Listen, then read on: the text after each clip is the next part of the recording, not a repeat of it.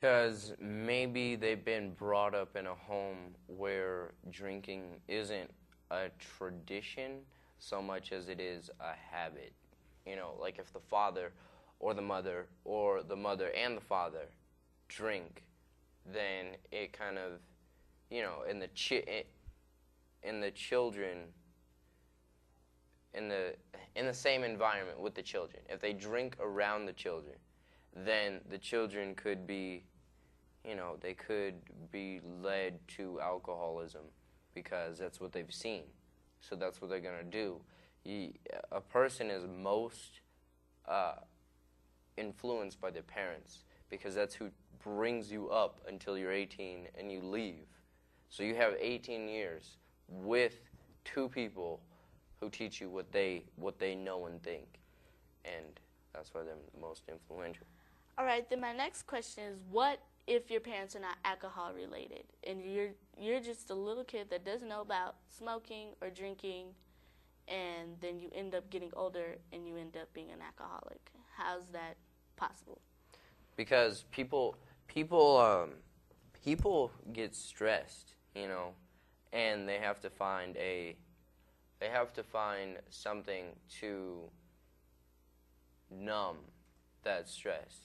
And some people smoke, some people drink, some people do drugs, and that's why and sometimes I guess it could just be peer pressure if somebody else you know or somebody else who you think is cool or something has been drinking or has drinked and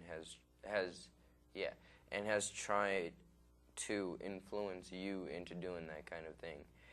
And if you end up being swayed by that, then, I mean, you could become an alcoholic. So basically being convinced by your friends that drinking is cool and it's not going to do anything to you, and you end up becoming an alcoholic. Not all the time. I guess maybe if you're lucky, you could just fall out of that cycle. But it's just a pipeline straight into alcoholism if you start at a young age, because then if you start at a young age, it's probably harder to stop, because then it's going to take you longer to realize that it's an actual problem and that it needs to be dealt with.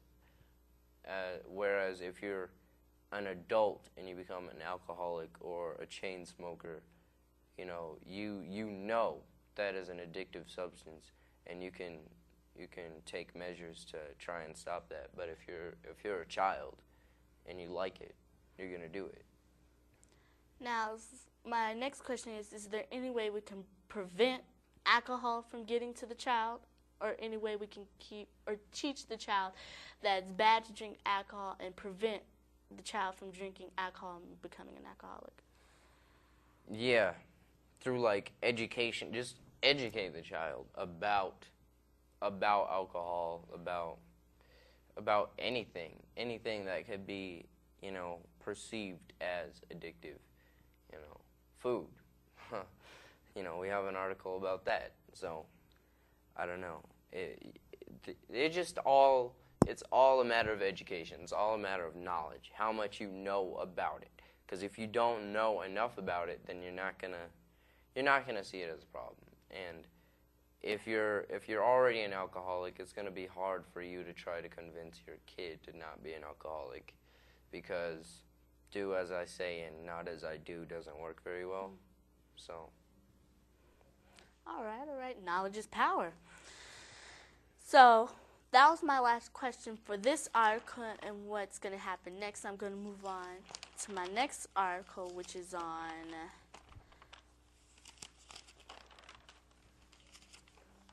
it's on page 16. Mm-hmm. If you haven't found a call, it's on page 16, editorial. Our children deserve a future. The stories are terrible and the stats are horrifying when the media portrays life for Black American youth. A distraught picture of a disrespectful generation addicted to gangsterism, violence, drugs, sex, and ignorance emerges. Whose children are these which there's explicit rap, crazy hairstyles, $100 sneakers, and constant fighting, shooting, and stabbing? Media analyze scenes to ask.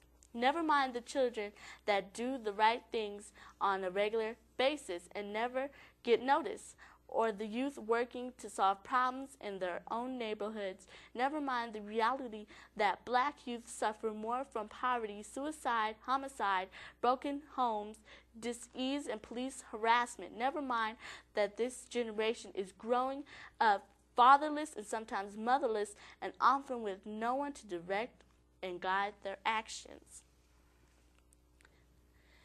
Now, my question is to you, why do you think the media focus on the bad things about the black community instead of the positive things?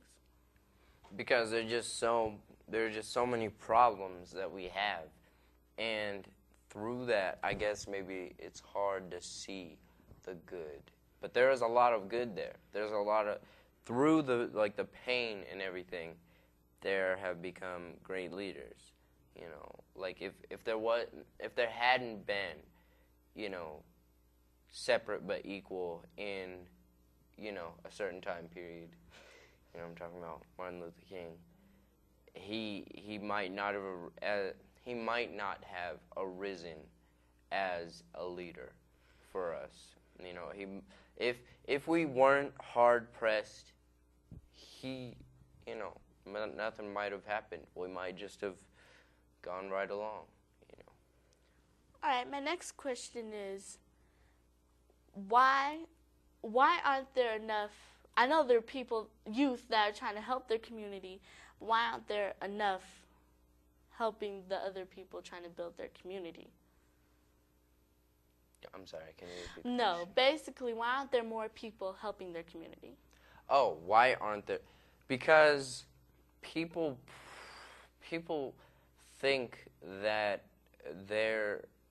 what they do won't really have an impact on their community. If they just picked up trash around their community, people know that the people who live in the homes that have dropped the trash out there, it could just, you know, the trash could just end up there again.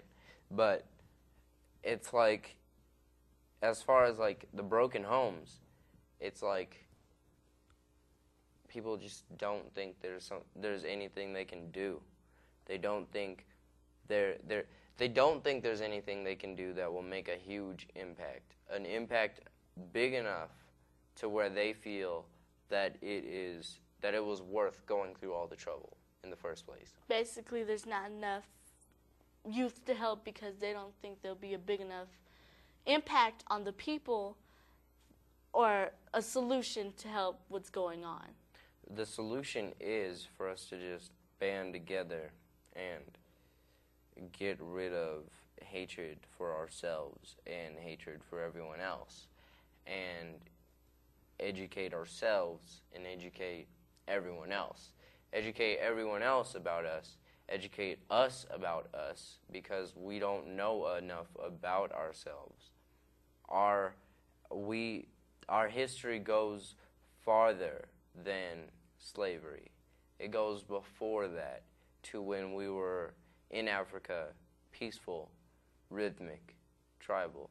You know, when we were kings and queens and fishermen, and the really hospitable people that welcomed the Europeans into their homes and, you know, gave them gold as they left. Then this falls into my next question. How do we get knowledge of self and give enough knowledge to our people to come together? We can only get so much knowledge about ourselves through the school system, because like I said, it only goes back to slavery. You know, it only teaches us about the American history and not the black history.